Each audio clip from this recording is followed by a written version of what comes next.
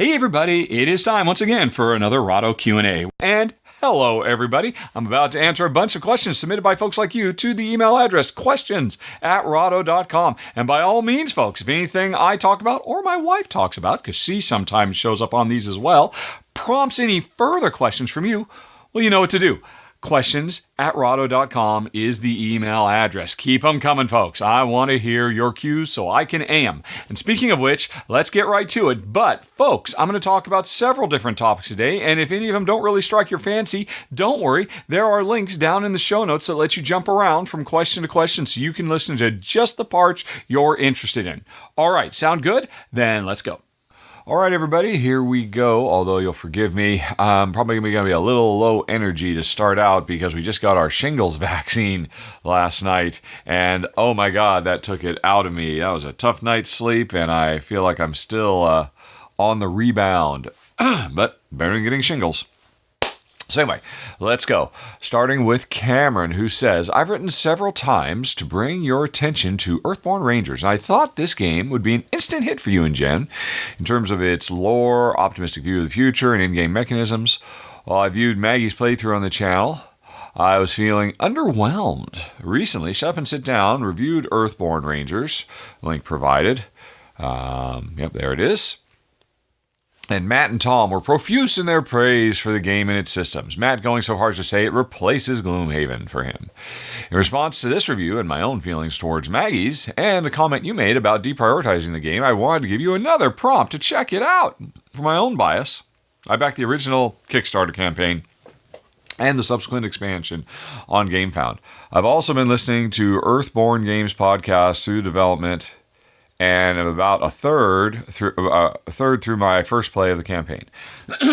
Sorry.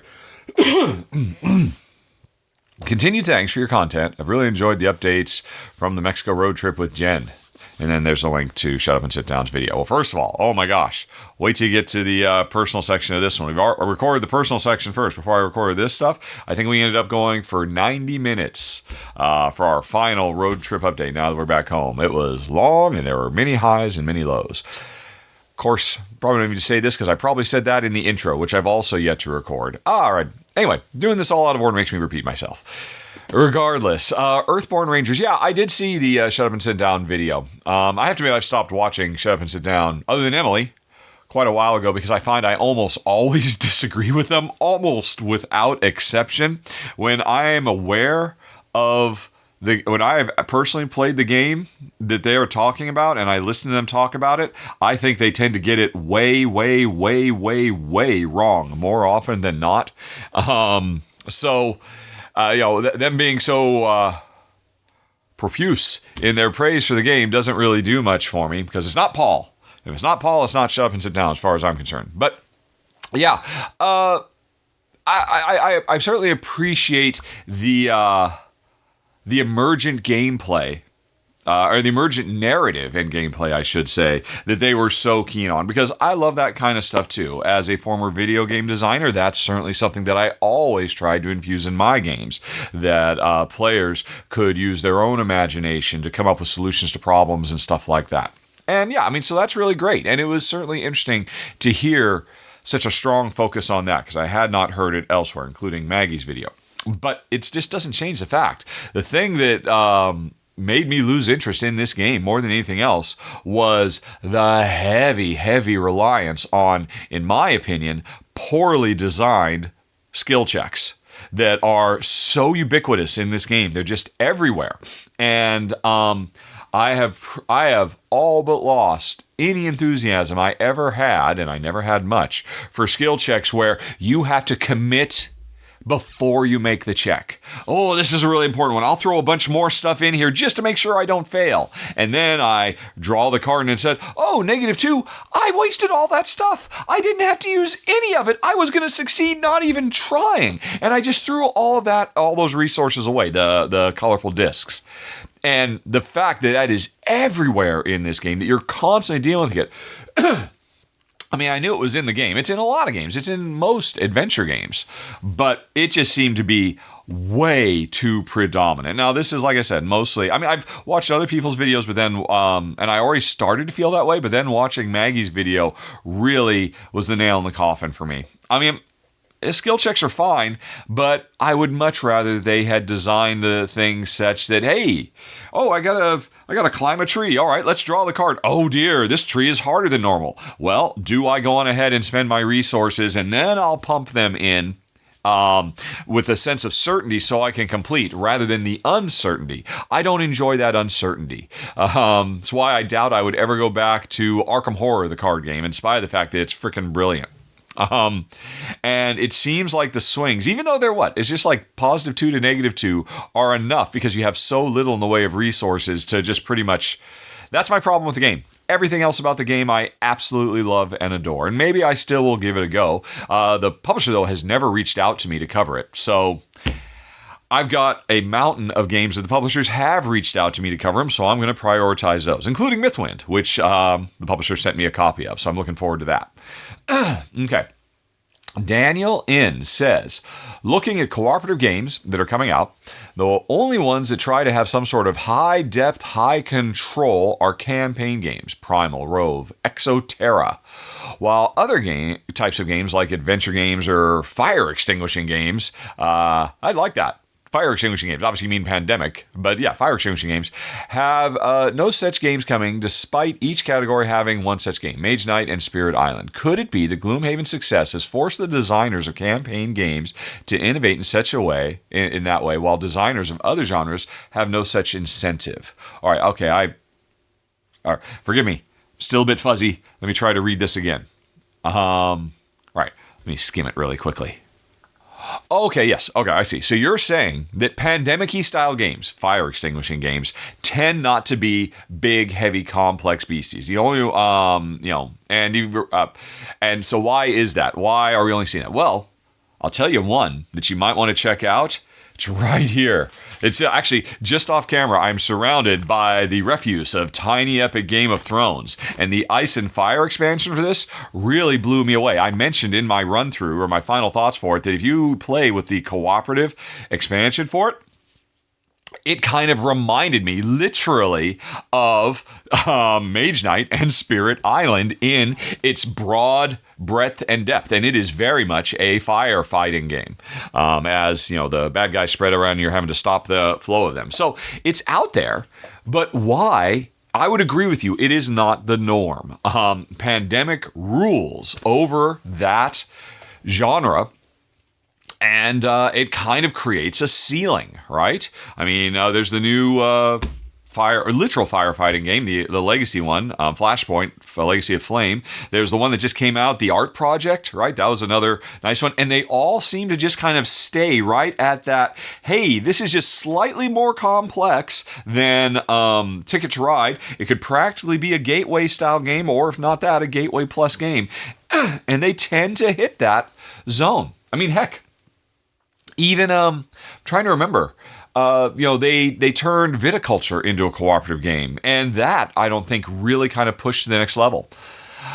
As to why, you posit that maybe designers have no such incentive to push that hard. It could be. The reality is, you are going to have, more than likely, a much higher chance of financial success with your game if you aim for that just below medium difficulty level. If you go for medium or medium to high difficulty, you are instantly shrinking your audience to a much more diehard fan base. And so, yeah, I think you've probably hit the nail on the head.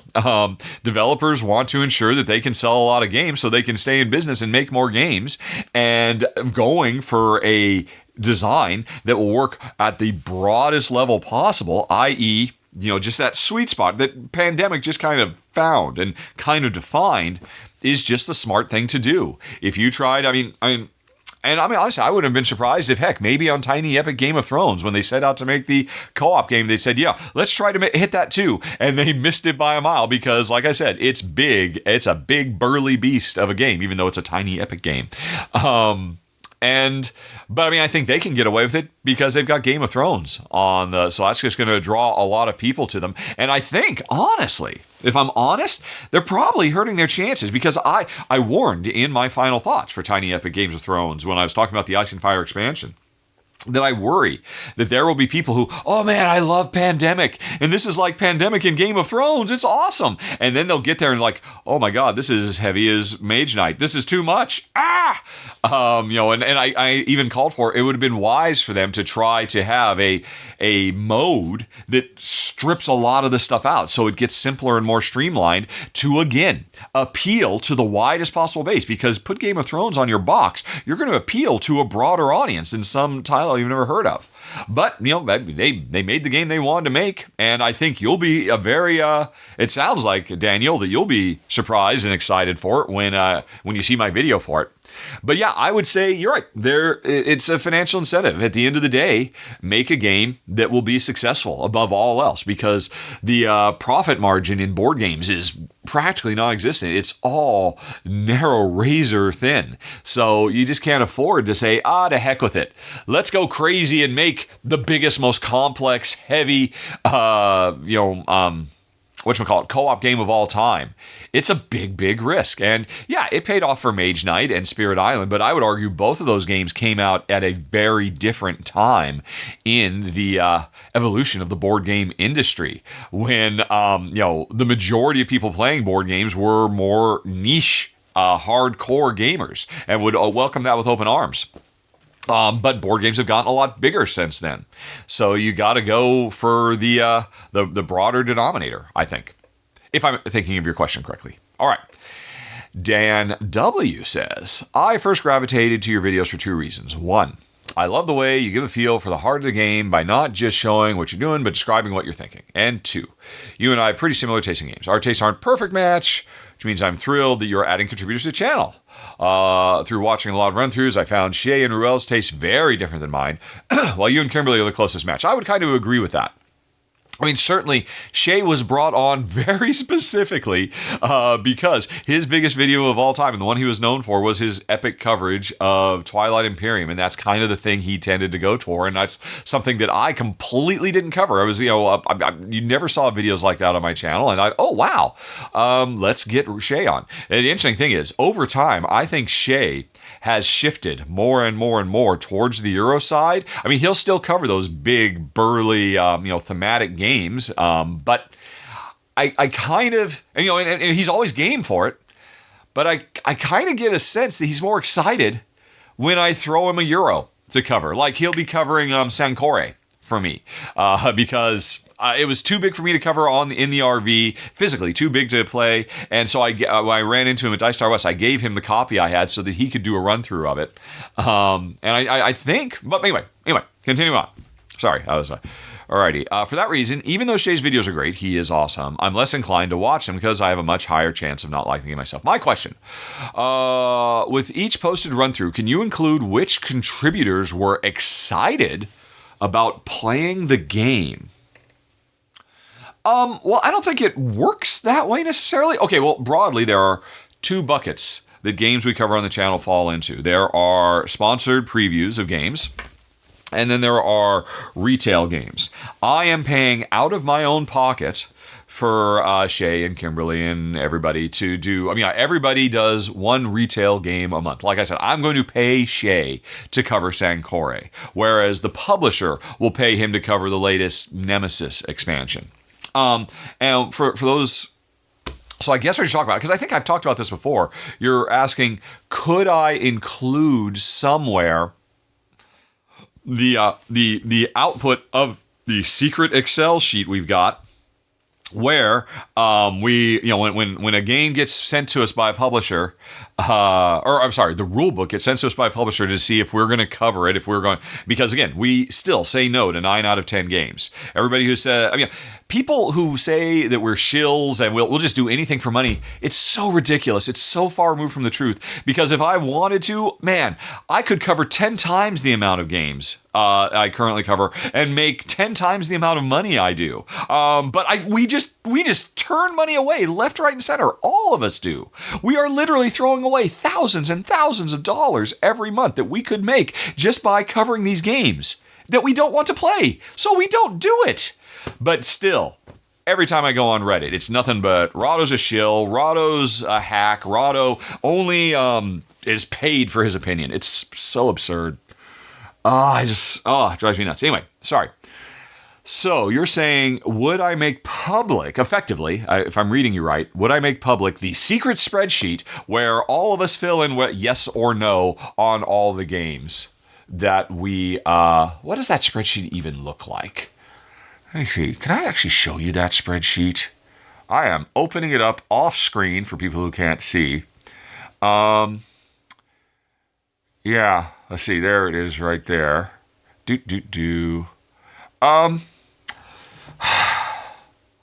I could show you this, but I'm not sure if I should. What is the downside to showing, or at least giving you a little bit of a, oh, what the heck? No? Yeah, I don't know. I feel like I shouldn't necessarily, because I don't want to give away, I mean, I don't want to speak on anybody else's behalf, right? I don't want to put words into anybody's mouth. I mean, they say yes or no anonymously, effectively. So I just don't want to speak. But here's what I'll do. I will flash on screen just my column, right?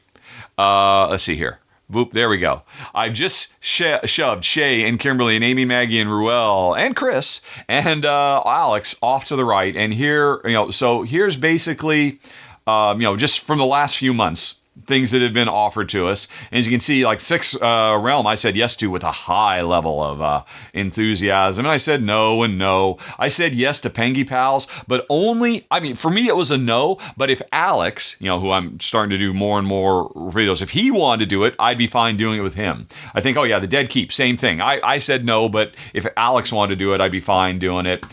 Puppets to High Places, I'm on the fence about. I really like a lot of the stuff there, but we've asked some questions and we're waiting to hear back from them. So that's why it's a question mark. So as you can see, yeah, there's a lot of things I've said yes to and a lot of things I've said no to. And every one of those things I've said no to is me saying no to a ton of money. Or not a ton of money, but I mean, all combined, we're talking about lots and lots and lots of money there that I'm saying no to, that I could just say yes to everything. And again, yeah. So putting that information on, like, I don't know, on the Patreon post or something like that, it's an interesting idea. But again, I just kind of, I have this gut feeling that I shouldn't, because it's just not necessarily right for me to tell everybody what Kimberly or Amy and Maggie have told me in confidence about game X, Y, or Z. So that's why I'm a little hesitant to do it. I hope you understand. Okay. Then we've got Darren, who says, hey, he didn't say hey, I threw in the hey. Why do I do that? I don't know. Darren says, if you were to design a war game, what would you do to make it playable to your tastes? For me, Scythe works because the goal isn't to destroy your opponent, it's to make the most money. But there's a limit to how much fighting will get you. But I know that's too destructive for you. So what would it take to make a competitive game about war acceptable to you, if anything? Well, your best shot at making war a more palatable subject matter for me personally is, first of all, take it out of the realm of humanity. I would be much more engaged by warring ant colonies. Think Myrmes type thing. In fact, I mean, heck, I love Myrmes, and Myrmes isn't the ants don't directly do combat with each other, but there is definite big competition between these different colonies of ants for area control. So in some ways, you could consider it a warish type game. it's kind of difficult for me to throw myself with a lot of vigor and gusto into the role of somebody who makes decisions that result in the death of thousands, if not tens of thousands or hundreds of thousands of people. But I find it a bit more approachable if we're talking about ants. When it boils right down to it. Or, which I guess maybe because it's a bit more abstract to me. I mean, is an ant's life worthwhile? I remember as a little kid, I would squash ants without even thinking about it. And now, if there's a bug in the house, Jen and I bend over backwards to try to capture it and release it as opposed to kill. Which was a real problem for us when we were in the RV because we would get some really, really dogged flies in the RV that just would not leave no matter what. And look, like, fly, I don't want to kill you, but you gotta go, fly. Come on. So that would do it. But I guess I'd be more interested in, what was it? I'm thinking of Aldebaran Duel came out last year, and that's arguably a space war game because basically it's an engine building, card playing, multi-use card game, but the end results of what I'm trying to do with the cards moves my progress track on the military meter in my direction. And what that means is it pulls yours down. And it becomes kind of like a seesaw or a tug of war as we're moving back and forth. And that was just a way to abstract down conflict. But I mean, I don't think anybody would consider it a war game. I would. And Jen didn't like it, specifically for that reason. So, yeah. What would it have to be? I mean, Feld games. Aquasphere. Or La Granja, not from Feld, but kind of Feld adjacent. Those are really wonderful Euro games with a lot of really cool mechanisms. But when the rubber hits the road, it is still about territory acquisition. And hey, yeah, I've moved my market stall in, and that meant your market stall had to move to a cheaper area, and you're not making as much money off of it now. And I remember Aquasphere had a similar thing too, where we were trying to get our robots into like have an area majority game. See, again, to me, that feels like a war game, but just kind of, again, abstracted to, take out all the, man's inhumanity to man and bloodshed away, but still have the direct competition fighting over assets. But again, I don't think that those are going to fit anybody's definition of a war game, are they? So what would it take? Like I said, that's the best I could come up with. I think I could potentially... Another thing that would be important too. I mean, there is a war game that Jen and I played back in the day that we enjoyed quite a bit. It was Atlas Duel for Divinity from now defunct Artipia Games. And it was an interesting game.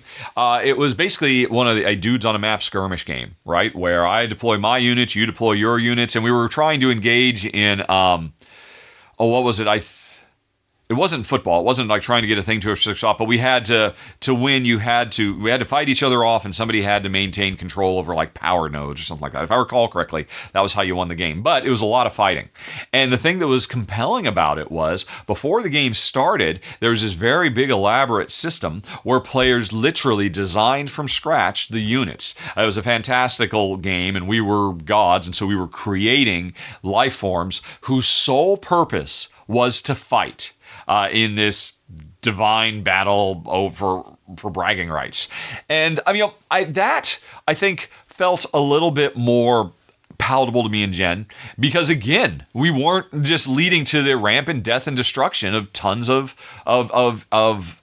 lives lost. These were things that were literally created for no purpose other than to fight. For not that I'm religious at all, but they had no soul. They were just literal. I mean, they were pieces on the board, but we were pieces on the board we created. And I think both of us found that to be a more palatable thing, that particular scenario. Plus, the other thing, not only thematically was it more approachable because, hey, these things don't have home lives. They don't have families. We literally created them out of the ether specifically to fight. So we were a bit more thematically comfortable with it. But the fact that from a mechanism's point of view, the same thing was true in that game. These we put them on the board for no reason other than to fight, like chess. There was no other element to the game. There was no engine building. There was no, hey, look, I've created all of this infrastructure so that it will create troops for me, because I didn't really have a problem destroying one of Jen's troops in that game. But if Jen had spent a lot of time and effort to create a troop building engine, literally a factory on her side of the board, and I went over there and I destroyed the factory that she had invested a lot of time and effort in creating, that would feel crappy to me, and I would hate to have to do that. The thing that she had built. These other things, they existed for no purpose other than for me to, smash them away to dust. So, that is an interesting element, and I think both Jen and I were surprised by that game, that we found it palatable. By the same token, another one along the same lines is Tash Kalar. That is a very in-your-face dually battle game, but all we're fighting over is we're creating these patterns on the board that will summon spirits that just destroy a bunch of columns. And I destroyed your columns, now you can't summon the creature that was going to destroy my columns. And we found that one much more agreeable too. So I think there's a consistent way that if I were to ever be called upon to make a war game, it would probably be something like that. It would probably be some kind of setting like that, where the sole purpose for these units to exist, both thematically and mechanically, is to just clash against each other, and that gives us license to be more comfortable with the scenario. Because such a thing does not exist in real life at all. Okay, except for BattleBots, I suppose. BattleBots would probably be fine too. Anyway, so that's off the top of my head. Next up, we have the Game Ninja, who says, feel free to address first the assumption that solo play is growing in popularity. It is. I've addressed the assumption. That assumption is 100% undeniably correct. All right, so with this also is the assumption that new games, if it is not a re-release of a prior game, it needs to be a minimum of 2 players. Doesn't need to be, but you're shooting yourself in the foot if you release a 3 or more, or 4 or 5 or more. I mean, heck, CGE just released a couple of years ago, or last year released a 4-player only game that looked so cool. And it curled up and died because, if it had come out 15 years ago, it probably would have been the talk of the town, but no longer. Solo gaming and couples gaming is got to be the most meteoric rise in all of modern board gaming. So if you're not catering to that, you're hurting your bottom line. Anyway, though, continuing on with the Game Ninja. There are games like Waterfall Park that are 3+ players, but that's a re-release of Chinatown. Yes, and honestly, Waterfall Park would do much, much, much, much, much better if they had taken the time. Again, I'm talking just in pure raw sales. If they had taken the time to make it work for 2 players as well. I'm never going to touch it. I don't care about it. It's meaningless to me. And there was no reason for that. I guarantee you Chinatown and now Waterfall Park could have found a way to come up with an engaging and meaningful 2-player variant that does not, that gives you the full experience of the game, by replicating a 3rd player and all that. They could have. They just chose not to. And they're only hurting themselves by doing it. Anyway, though. Outside of maybe party games, what type of game would you successfully launch that supports 3 or more players? None. Outside of party games, there isn't one. I mean, any game can be successful. Any game can catch fire in a bottle. But continuing on, I'll come back to that. Let's see if maybe you can help me answer the question. What I see now is a new hobbyist board games are either cooperative with solo support, or at least are 2-player supported with an automa included to power the dummy player. Any thoughts regarding player count and the minimum in the post-COVID era? Yeah, I mean, you've heard my thoughts. It sounds like you largely agree with them. Yeah, a game. What can we put this to the test? Let's do a test. Let's come back over to the browser. Let's go to Advanced Search on Board Game Geek, and let's look at just like the last from 2021 to now, and look at games that require at least 3 players, right? And let's ignore expansions. Let's see, what is the biggest thing that we've got that does that, and sort by board game rank, but it might be more, maybe less interesting than board game rank and more number of voters. How many people were even interested in these games enough to check them out? So if we sort by this, what have we got? We've got So Clover first as number one. A party game. And by the way, for the record, Soul Clover is a freaking phenomenal 2-player game. And the publisher are freaking idiots to not put 2-player and basically repurpose the Codenames Duet way of being able to play a 2-player game. It's absurd they didn't do it. Then below that, they got Unfathomable. And correct me if I'm wrong, isn't Unfathomable a retheme of Battlestar Galactica, one of the all-time greats, 3-player minimum games? So it's effectively a remake, which you addressed. Then we've got Brian Boru, High King of Ireland. And I mean, but geez, just look at the drop. So Clover with 7,300 people, and then immediately Unfathomable, a remake, down to 5 of a cherished classic that's been out of print forever, and everybody wants to get a copy of it, down to 5,000. And then we cut it over in half, down to 3,400 people, even giving Brian Boru the time of day. And then we get back to party games and trick-taking games. Okay, that's the answer. Although I could certainly see somebody making the argument that, hey, trick-taking games are effectively party games. So it's trick-taking games because it's hard to make a good 2-player trick-taking game. Right? And then we've got Betrayal at House on the Hill. It would be difficult to make that game work because you need 3 players, because one player has to be the secret killer. And if it's one player, I mean, I have tried to have a good time playing Betrayal at House on the Hill with 2, and it just don't work. So that's an example. Shamans, I think that's a trick-taking game as well. Another party game. Zuvadis, again, that's another remake of an old one. Horseless Carriage is a game. I mean, and now we're getting down to the, maybe 1,000 people or less are even interested in these things. So, and then there's Fantasy Realms Deluxe Edition, because again, WizKids are freaking idiots. Fantasy Realms is a phenomenal 2-player game, and they've refused to put 2-player on the box.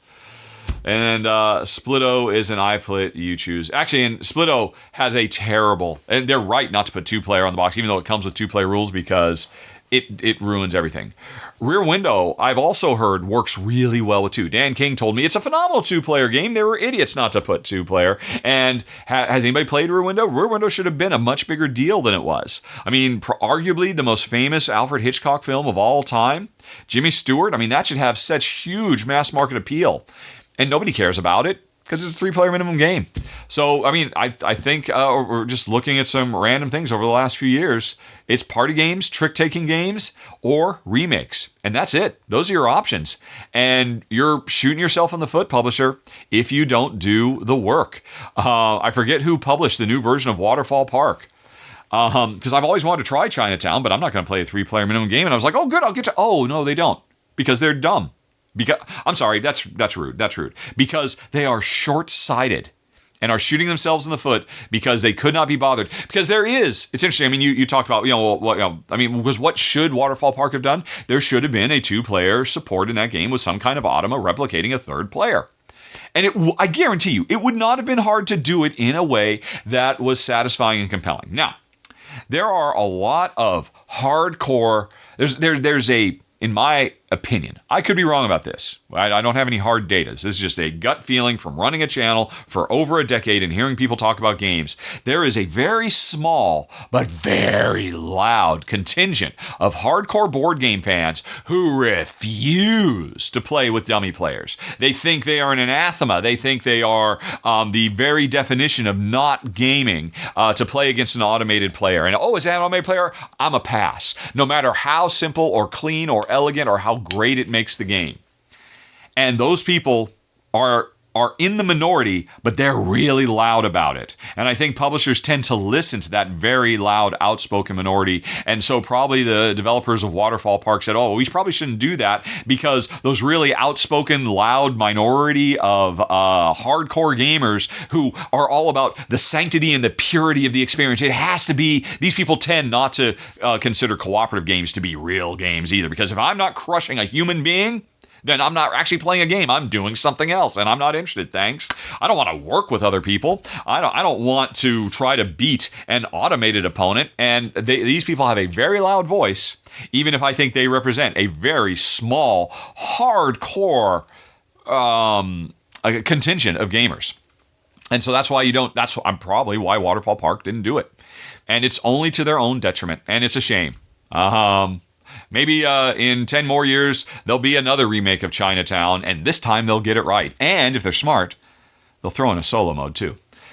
And that will be the end of this session of the Rahdo Q&A. Thank you, folks, for watching and also for submitting your questions. Send me more to the email address questions@rahdo.com, and I'll get you covered in a future episode. And in the meantime, if you would like to hear some more, you're in luck. I have been doing the Rahdo Talks Through audio podcast for years now with my wife, Jen, and we have got hundreds of hours for you to enjoy. You can hit that big box that's on screen right now if you want to dive deep. Also, you can go on ahead and subscribe so you won't miss the next Rahdo Q&A. And thank you, folks, for watching, for listening. Have a very, very nice day. Talk to you later. So long. Bye-bye.